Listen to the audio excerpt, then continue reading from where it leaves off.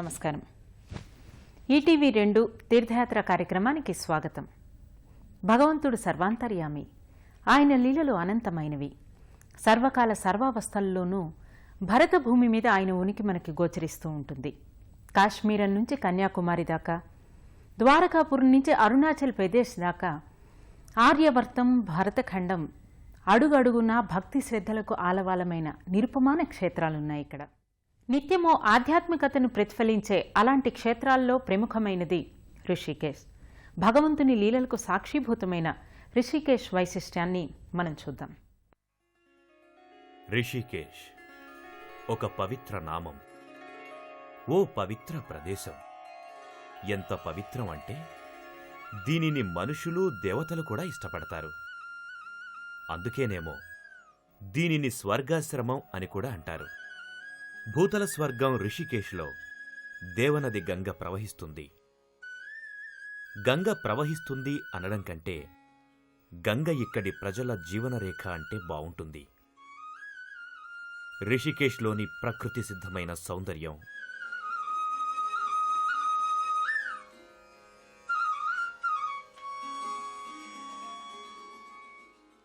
ప్రశాంత వాతావరణం, గంగానదీ తీరంలో వెలసిన ఋషి ఆశ్రమాలు, వీటన్నిటి మూలంగా రిషికేశ్ పవిత్ర తీర్థస్థలంగా మారింది.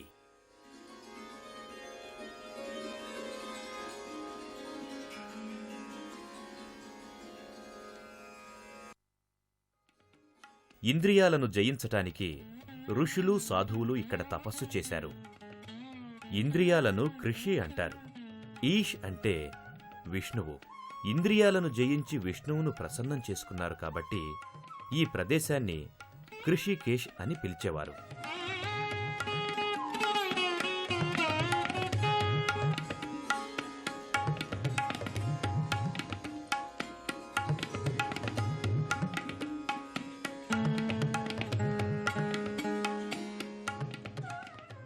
కాలక్రమంలో రిషికేశ్ రిషికేశ్గా మారింది.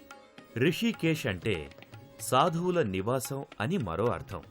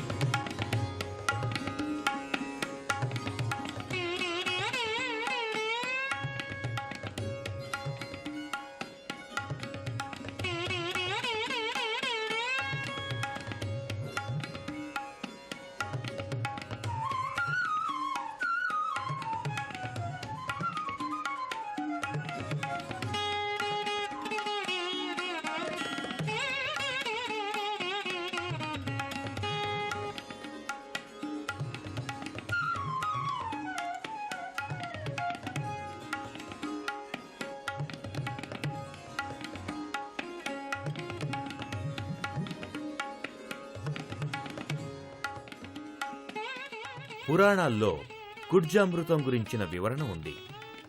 కుడ్జామృతం అనేది రిషికేశ్ పురాతన నామం కూడా. స్కంధ పురాణంలోని కేదార్ ఖండ్లో వివరించిన విధంగా వైద్య మహాముని ఇంద్రియాలను జయించటానికి చేసిన ఘోర తపస్సుకు మెచ్చి మహావిష్ణువు ఇక్కడ ఒక మామిడి చెట్టు కింద దర్శనమిచ్చాడట. అమ్ర్ అంటే మామిడి అని అర్థం.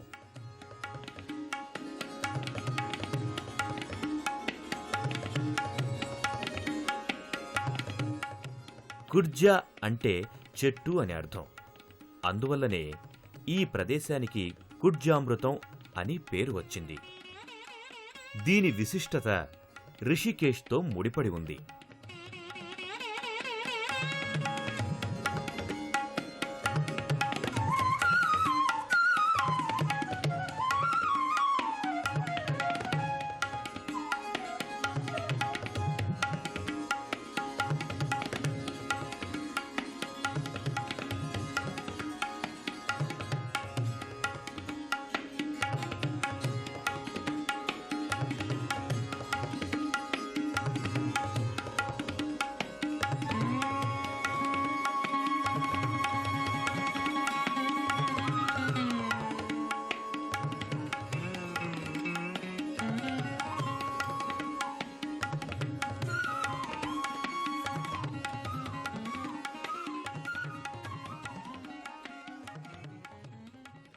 త్రివేణి సంగమం దృశ్యం మానసికానందాన్ని ఇవ్వడమే కాదు, పురాణేతిహాసాల ప్రాశస్త్యాన్ని మనకు అవగతం చేస్తుంది. నిత్యం భక్తితత్వంతో పులకించిపోయే త్రివేణి ఘాట్కు వెళ్దాం పదండి.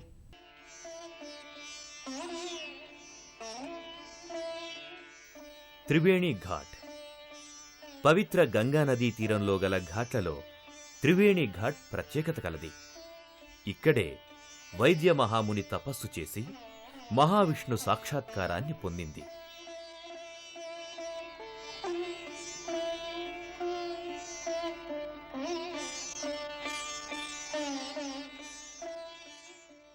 త్రివేణి ఘాట్నే కుడ్జామృత ఘాట్ అని కూడా అంటారు.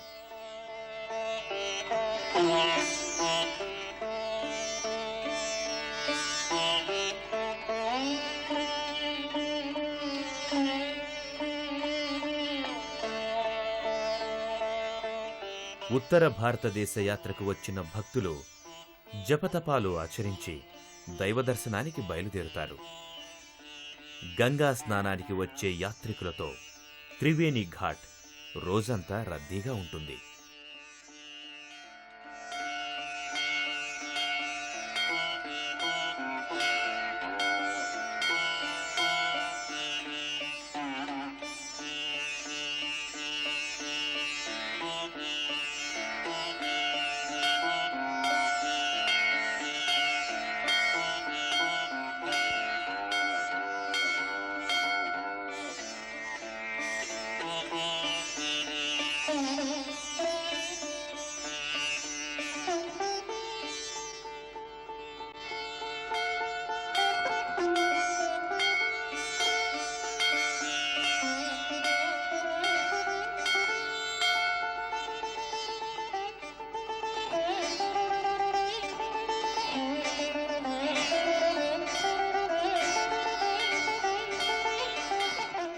ఎలాంటి పాపాలనైనా ప్రక్షాళించే పవిత్ర స్థలంగా పేర్గాంచిన ఋషికుండ్ను ఇప్పుడు చూద్దాం.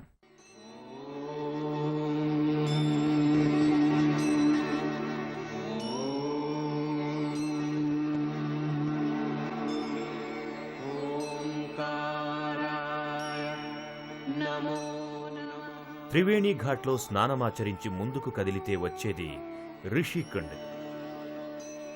రిషికుండ్ 3 నదుల సంగమస్థలి. గంగా, యమున, సరస్వతీ నదుల సంగమంగా కూడా చెప్తుంటారు. యమునా నదిని గంగ సహోదరి అని కూడా అంటారు. రిషికేశ్కు వచ్చే భక్తులు ఇక్కడ నిర్మించిన మెట్లపైగా దిగి గంగా స్నానం ఆచరిస్తారు.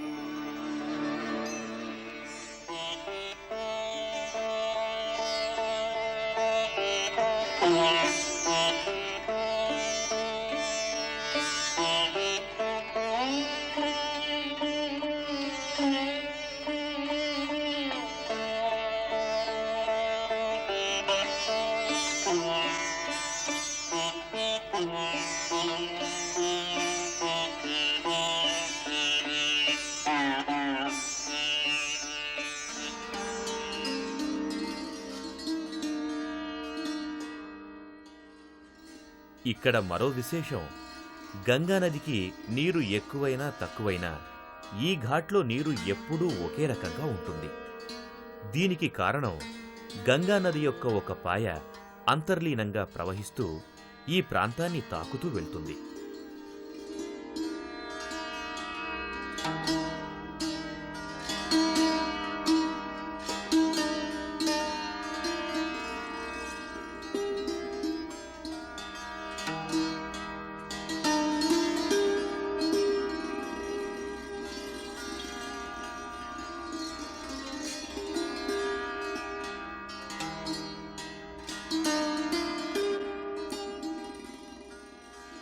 ఇక్కడ నుండి కిందికి దిగగానే కనిపిస్తుంది వనవాస రామయ్య సీతమ్మలు నిలవై ఉన్న కోవెల.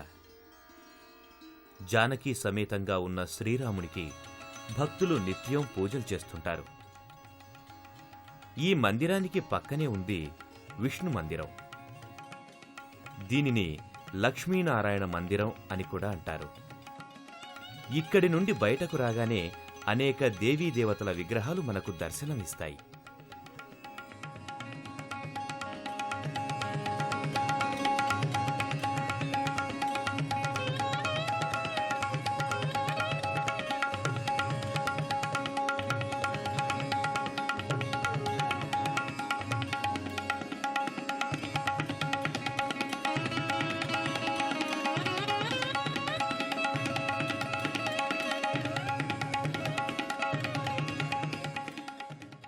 భరతభూమిగా పేర్గాంచిన ఈ నేల భరతుని భక్తితో పునీతమైంది. నిత్యము ఆధ్యాత్మిక చింతనకు ప్రేరణనిచ్చే భరత్ మందిర విశేషాన్ని ఋషికేశ్లో చూసి తరిద్దాం. ప్రకృతి సౌందర్యానికి, ఆధ్యాత్మిక సౌందర్యానికి ప్రపంచంలోనే ప్రసిద్ధిగాంచింది రిషికేశ్లోని భరత్ మందిర్. ఇక్కడి త్రివేణి ఘాట్కు పశ్చిమం వైపున ఉంది రఘునాథ్ మందిరం.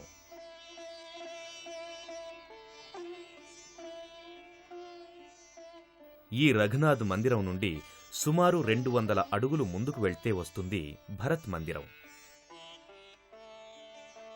ఆకర్షణీయమైన ప్రవేశ ద్వారంతో స్వచ్ఛమైన వాతావరణంలో నెలవై ఉంది విశాలమైన భరత్ మందిర్. ఈ మందిరం గర్భగుడిలో కొలువై ఉన్నాడు భగవాన్ భరత్.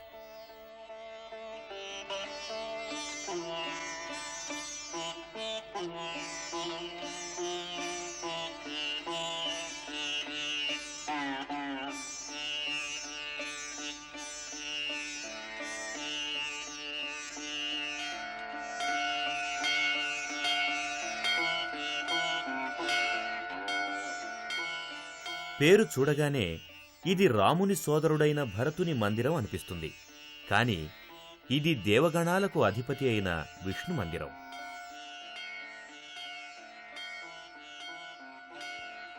లోపల ఉన్న విగ్రహం ఆకారం దశరథపుత్రుడు భరతునితో ముడిపడి ఉంది.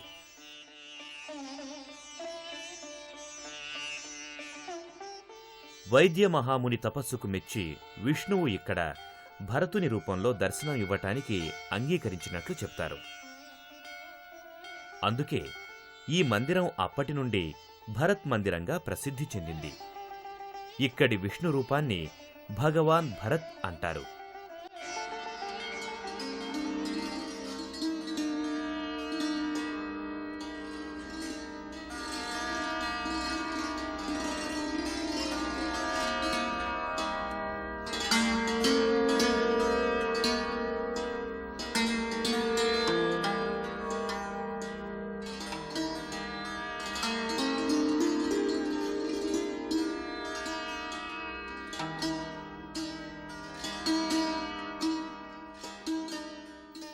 రిషికేశ్లోని భరత్ మందిరంలో భరత్ నారాయణ విగ్రహ మహత్యం బద్రీనాథ్, తిరుపతిలో వెలసిన విష్ణు విగ్రహాల మహత్తుతో సరిపోల్చతగింది అంటారు.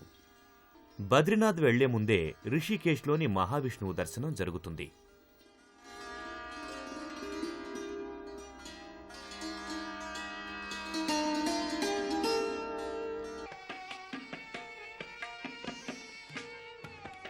ఈ విగ్రహం కూడా తిరుపతిలోలానే అఖండ శాలిగ్రామశిలతో చెక్కబడి 5 అడుగుల కంటే ఎక్కువ ఎత్తులో ఉంది.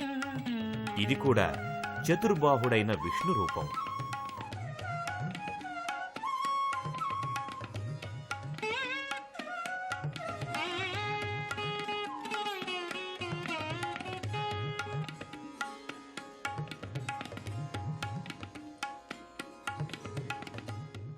దేశంలో ఎన్నదగిన కొన్ని మందిరాలలో మాత్రమే శ్రీయంత్రం స్థాపించబడింది.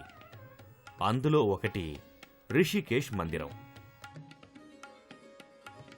ఇక్కడి గర్భగుడి గోపురం పైభాగంలో శ్రీయంత్రం ప్రతిష్ఠించబడింది. దీని దర్శనానికి ప్రత్యేక అనుమతి తీసుకోవాలి. సిద్ధులకు, పరమ భక్తులకు, అదృష్ట జాతకులకు మాత్రమే ఈ అవకాశం లభిస్తుంది. అపూర్వ శక్తుల సిద్ధి కోసం ఆదిగురువు శంకరాచార్యుల వారు శ్రీయంత్రాన్ని ఇక్కడ ప్రతిష్ఠించి తపస్సు చేశారని చెప్తారు. మరో ముఖ్య విశేషం, గుడిగోపురం ఏకశిలా నిర్మితం.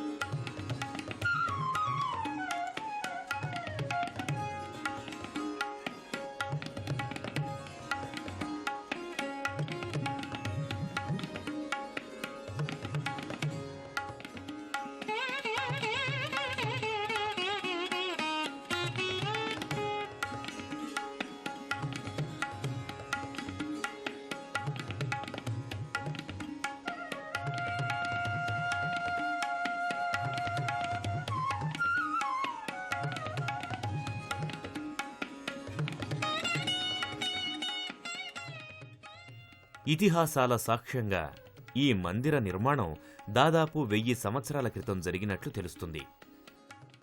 లోకపావని శక్తి యొక్క మరో రూపమే భద్రకాళి. కరుణా రసమయిగా భక్తుల మన్ననలు అందుకుంటున్న భద్రకాళి మందిర విశేషాలేమిటో మనం ఇప్పుడు చూద్దాం. 1832లో నాటి నాభా రాష్ట్ర రాజు యశ్వంత్ సింగ్ ఈ మందిరం చాలా భాగాన్ని పునర్నిర్మించాడు. ఈ మందిరంతో పాటు ఇతర దేవీదేవత విగ్రహాలు కూడా ఉన్నాయి. ఈ ప్రదేశంలో భద్రకాళి కొలువై ఉంది. భద్రకాళిని శక్తి స్వరూపిణిగా భక్తులు భావిస్తారు. రామాయణ కాలంలో శ్రీరాముడు లంకపై విజయం సాధించడానికి ముందు దశరథపుత్రుడైన భరతుడు తపస్సుతో దేవిని ప్రసన్నత గావించి ఇక్కడ ప్రతిష్ఠించాడని భక్తుల నమ్మకం.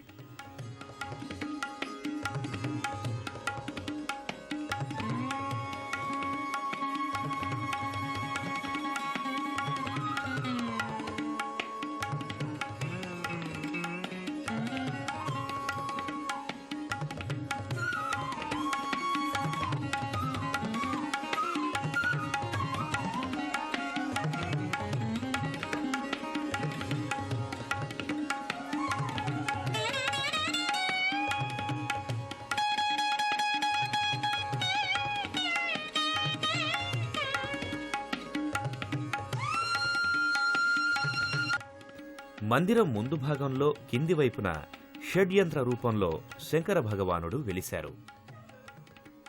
ఇక్కడ వెలిసిన శంకరుణ్ణి పాతాళేశ్వరుడు అంటారు. ఋషికేశుని 5 ముఖ్య శివాలయాల్లో ఈ పాతాళేశ్వర మందిరం ఒకటి.